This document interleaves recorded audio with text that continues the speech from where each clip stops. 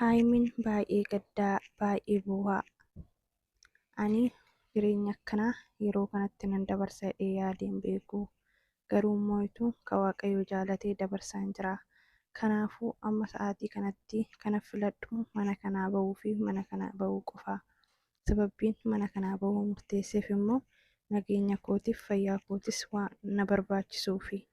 Maaliif jennaan as taa'ee nageenya koo dhabaa jira. Dubartiin qanii natti jijjiiramte anaan asitti kabajaa koo gadi buusuu barbaadu. Ani kanaafuu wanna hundaa dhiisee mana kanaa bahuu barbaade jettee baay'ee boossii jechuudha. Baay'ee namatti dhaga'ama. Ani sa'aatii kanatti kana dhiisatii kan odoo burukkeen daa'ima qabu naan jedhanuyyuu hanga har'aatittuu isa cinaa jira. Garuu immoo wantoonni babbaay'atee dhufu, wantoonni dadarrabamee dhufu abdii si kutachiisa. Ani boruufuu abdii maaliin qabaa? Har'a kan akkanatti deddeebi'e boruu abdii maaliin qabaa? Ani erga mana kana keessa galee sirmaayyuu nageenya hin arganne jette jechuudha. Nagaalleen irraanfanne nagaaf jaalalli Waaqayyoo isiniif haa ta'u. Anis jira galata Waaqayyoo nagaan na bira jiraate isin biras haa jiraatu. Viidiyoo kana laayikii, sabiskiraaybii, sheerii naaf godhaan isiniin jedha. Akkuma argitanii Haayimin baay'ee gaddite jechuudha. Baay'ee gaddaati kan isheen manaa deemte. Wantoonni ishee gaddisiises wantoonni ishee boochisus ni beektan jedhee yaada. Akkuma argitan Absaalaatti dhuftee burukee miira isheen itti haasofte argitanii jirtu waan ta'eef Haayimii sanirraa kan ka'e ani dubartii qaqayyaramtee dhuftu keessummeessuu hin danda'u. Kanaafuu umrii koo kanaan immoo wantoota hamaa ofirratti yaadaa jira.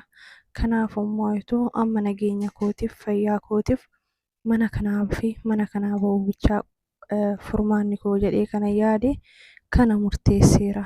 Kanaafuu immoo meeshaa koollee kan ta'e qabadheera.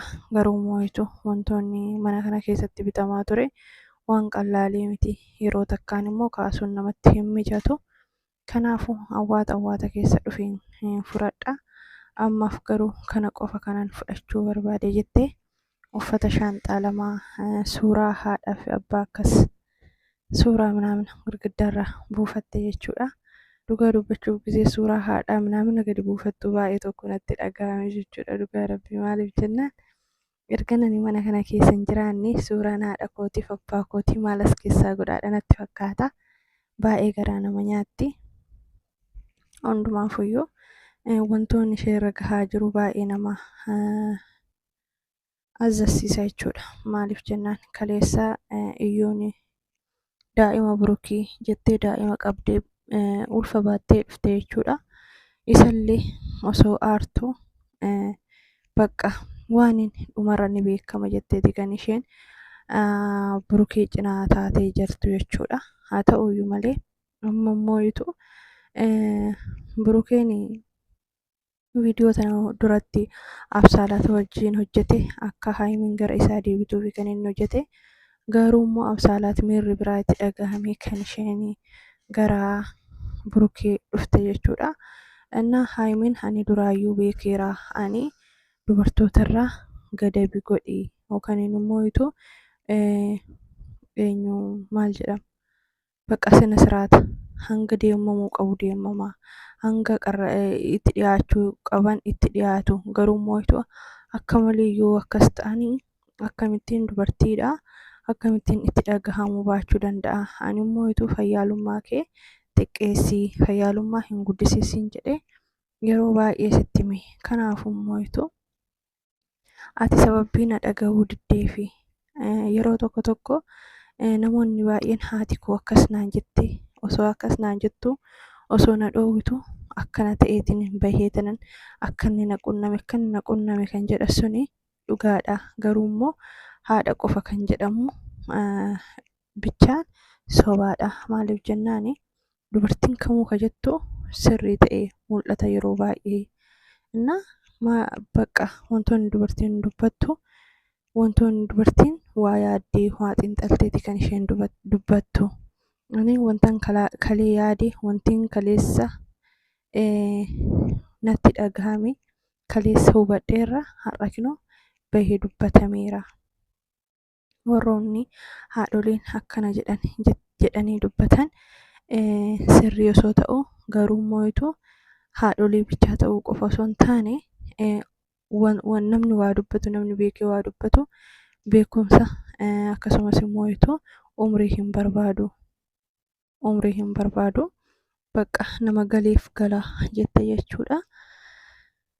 Anna wantoonni akkanatti haasa'u kun natti dhagahamuu didee osoo hin taane miira hamaa keessa waan hin jiruufi baay'ee haasa'ee moo'itu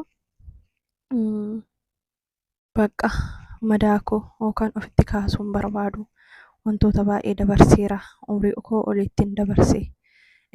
Kun taa'ee akkatti haasa'u humaa isinitti fakkaachuu baachuu danda'a. Garuu moo'itu baay'ee kan miira koo na tuqeedha. Ani immoo fayyaa ta'uudhaaf nageenyummaa koo barbaaduudhaaf mana kanaa bahuu murteesseera. Kanaafuu burukeen immoo kaleessa bahuun tureeyyuu inni immoo na eegu jedhee saalaa kana rafa. Garuu immoo ganama odoo inni rafu deemuu nan danda'a ture. Garuu ganama kanaan adda koo moo'itu waan inni kubbummaa koo sodaadheef. Kanaaf hundumaafuyyuu rafee maaragaan tsalootii godhee rafee ka'ee tanan bakka wanti meeshaa ta'e fudhadhee ka'ee kanaafuu rukee saalaa rafaa jira. Saalaa wajjin jedhu saaloonni rafaa jira. Kanaafuu isaan chawween deema jettee akkasuma bakka inni rafutti dhungattee isheen dhungannaani kan inni baannanii jechuudha.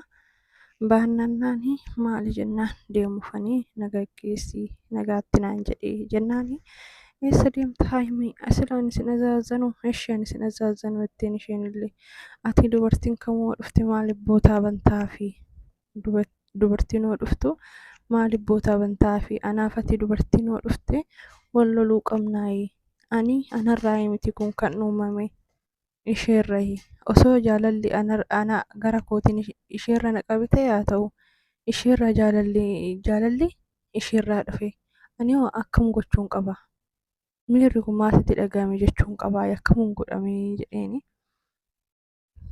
jechuun ati duruma masmara gochuu qabda ture. Bakka dubartiitti maaliif dhiyaatta dubartiitti maaliif michita waan hunduuyyuu daangaa qaba jette jechuudha. Anna bakka dhiifama jedhee itti marame nan barbaadu hannan deema mana kana keessa ergan galee nageenya argadheen beeku nageenya kootu baay'ee na ajaa'ibsiise jette bakka burukeen humaa gochuu hin danda'u bakka deemtu natti misi gaggeessaa jedheeni hin boosse kennu. Anna na wajjin deemtuttee giddumaas wajjin deema maalidha waan hundaa na wajjin hin deemini akkanan ta'ini maalidha wanta hunda maana dhibbataa maaliin godhee jedheeni. Na bakka booddarra moo'itu anatu bakka si gaa'edhe kan shaanxaa makiinatti raaranii sanirraan kana fi ishee gaabbiinaa godhatee akkasittiin deeman jechuudha. Garaa nama nyaatanii dhugaa rabbi jechuun gisee haayimiin boossan wajji boo'ee dhugaa rabbi nama jaalattu tokko gaafa dhabdu baay'ee sitti dhagahama jettee haayimini. Innaa sirrii keeti jabaadhu hundumaafuyyuu waaqayyootu jira siin jenna. Innaa akkana fakkaataa viidiyoon har'aayi hanga viidiyoo biraatti walitti deebinutti nagaan naaf turaa baay'ee.